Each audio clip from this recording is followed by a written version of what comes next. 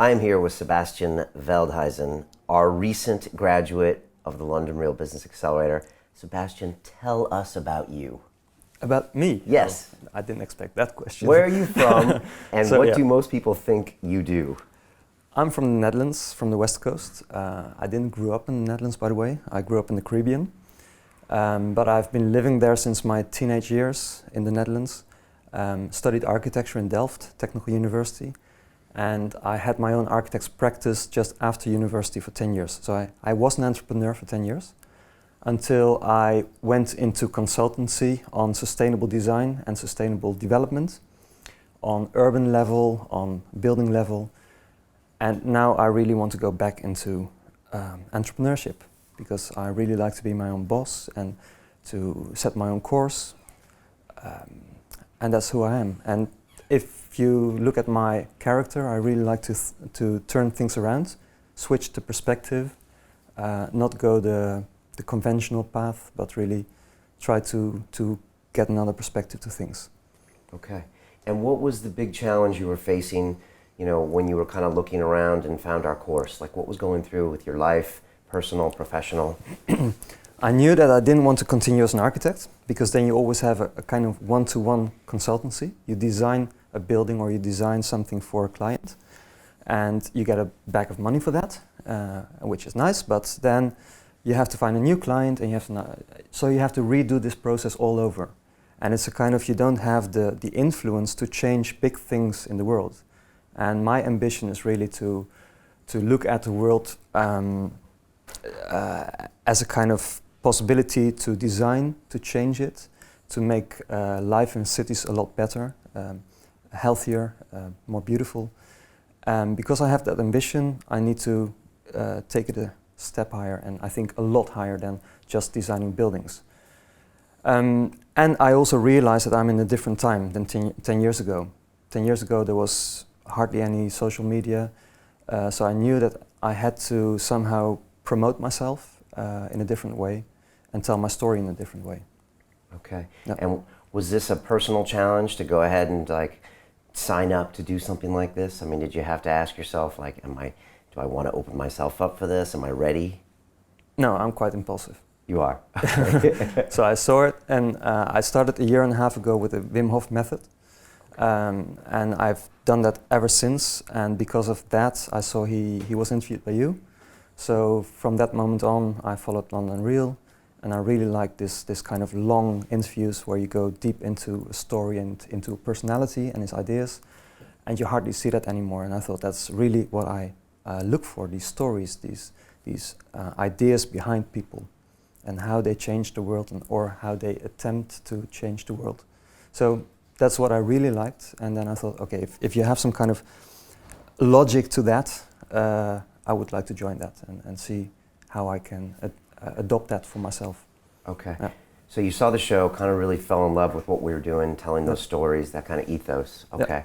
Yeah, but why join the Business Accelerator? Because that's a program you probably didn't know a lot about. Why decide? Why pull the trigger? I think it was really an impulsive thing, and I thought, I'm in this transition right now. My contract is ending by the end of the year, so I'm on my own feet from January on. So I thought, I'm in this transition period, so let's spend that time in the best possible way. Just invest in anything that how I can grow. I mean, I have a lot of ideas. That's not a problem with me. I don't have to look for ideas. I just need to have some tricks, how to do it more clever, and how to use those ideas, how to communicate those ideas to the world in a more clever way. Okay. That's really what I was looking for. What were those first 2 weeks like on the course? Can you explain how it was feeling, the other members, the things we were asking you to do, challenges? No, it was really scary. I mean, I think I was in the train, and I thought, oh no, I have to do this introduction video, and I have to do this pitch, and so I was in the train filming myself with a moving landscape on the background, which I really love always, because I'm telling stories in moving objects is one of my fascinating things that I really like. So my first video was in the train, but I was really excited when I saw the result. It's so easy to make a video and tell your story and put it online. So from the first week on, I really liked the approach, and it was a challenge. I mean, it was hard work every week to deliver it, but I managed to do it every week.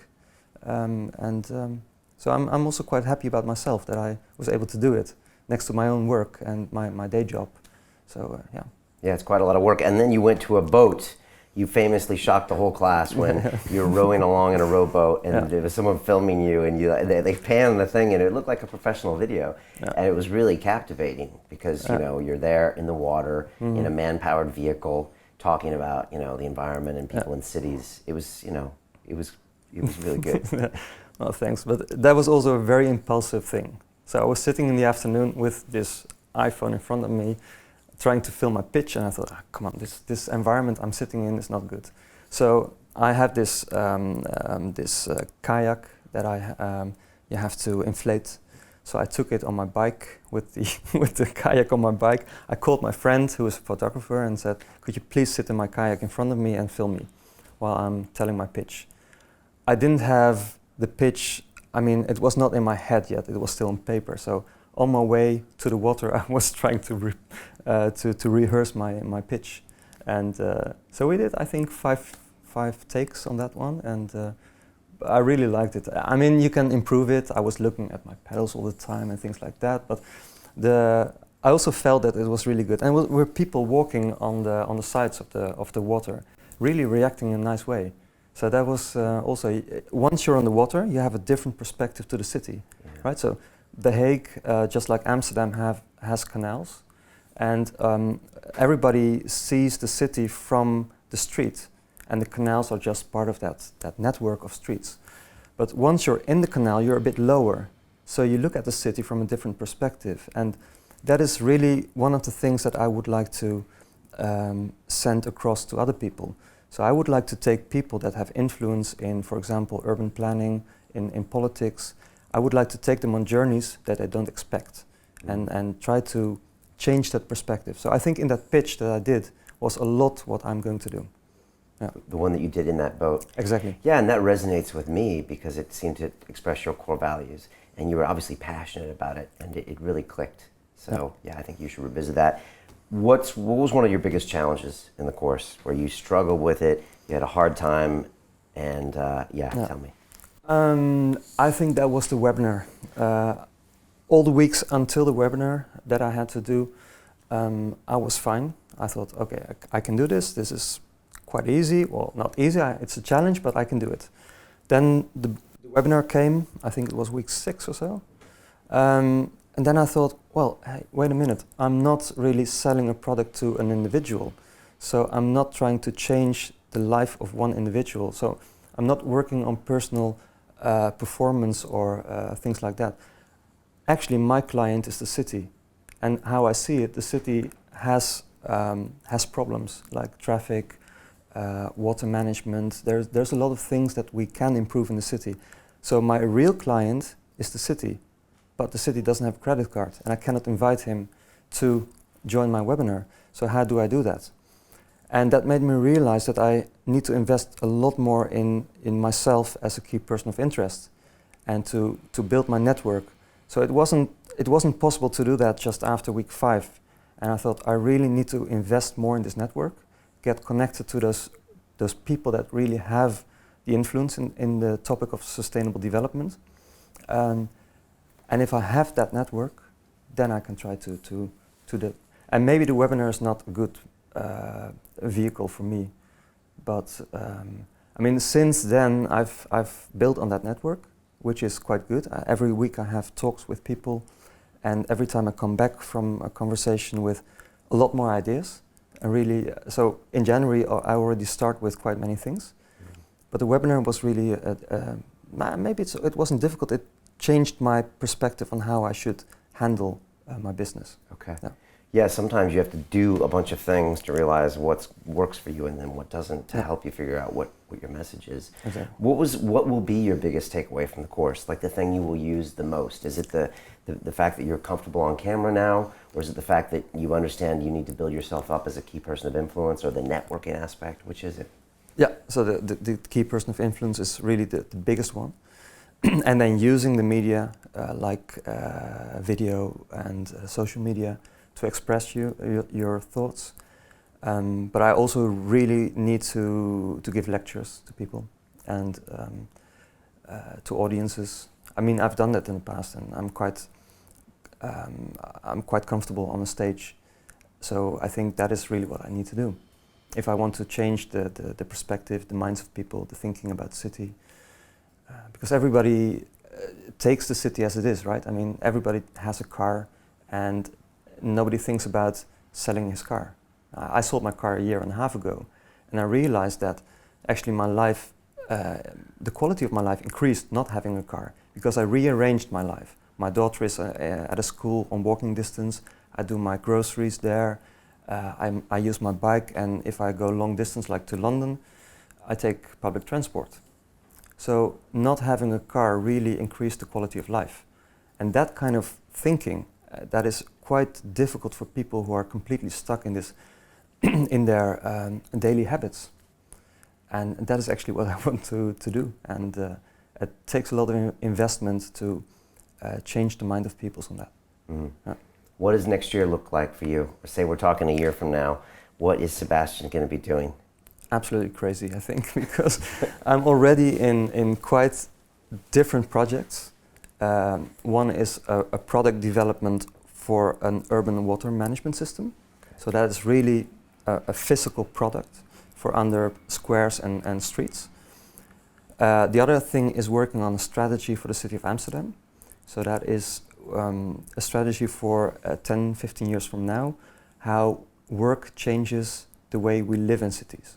So work and living is more combined, it changes mobility. So I'm working on that strategy together with 4 other experts. I'm going into a kind of travels, knowledge travels, together with a Belgian friend and a German friend. So we're going to take 50 to 100 people on a journey of a week or 10 days, and we invite some experts on that journey and dive deep into one topic. And that topic could be how to protect our coastlines. So you can have a journey along the east coast of the United States, visiting all those vulnerable places. So it's really crazy because I have a lot of ideas and already I'm developing those ideas into real things. Yeah. You're not wasting time. No. Where would you have been if you had decided just to not take the course? Walking in the forests, thinking a bit more, having a lot of ideas and writing in my little red book, because I've been doing that for 2 years, writing a lot of ideas in that book. And then I recognize if I turn a few pages back, oh yeah, I had that idea already earlier, and now I have it again. So I think I would have been there, that just developing ideas without taking real steps. And I think the business accelerator really helped me to do it. I mean, you've mentioned it a few times. Just do it, and that's really good. That I need a kick sometimes on my behind to get things going. So yeah. Good. No, that's good. Yeah, we ask a lot of things on those 8 weeks, yeah. And I think sometimes it's just good to let people see that they can get a lot done. And like you said, you were knocking things off, and it's not easy to get all that stuff. Just talk to me finally about the class. How would you describe, the people inside the accelerator, the other students? Yeah, that's really quite amazing from the first moment on. So we had quite intense contact between the different participants, not only in our group. So there are different groups, right? So our group was about 17 people, but also outside of my group. And what was really special is that one person in our group, Klaus, who is a doctor, had a kind of thinking that was so related to my thinking that somehow there was a huge link. And I had that with a few people, so not only him, but also with Odd and some other people that somehow influenced my way of thinking, but from a completely different profession. And I have been amongst architects for many years, and I was never confronted with somebody from the army or some doctor that worked in Africa. So And that really opened my mind to things. And it really worked. And still, after the accelerator stopped, we keep having contact with these people. Nice. Yeah, the group is amazing. So, Sebastiaan, you are going to be a key person of influence. I can't wait to see the things you're going to do. I love your passion, and you're really aligned with what you're doing, and I think people can feel that in your videos right away. And so I remember our first live call that we had, you and me, our personal call, and it was just like, you ooze your passion. So I look forward to seeing what you're doing next year, and continued. Thanks for being a part of our course. No, I was really happy Cool. to do that. Okay, thanks, Brian. Thank you. Yeah.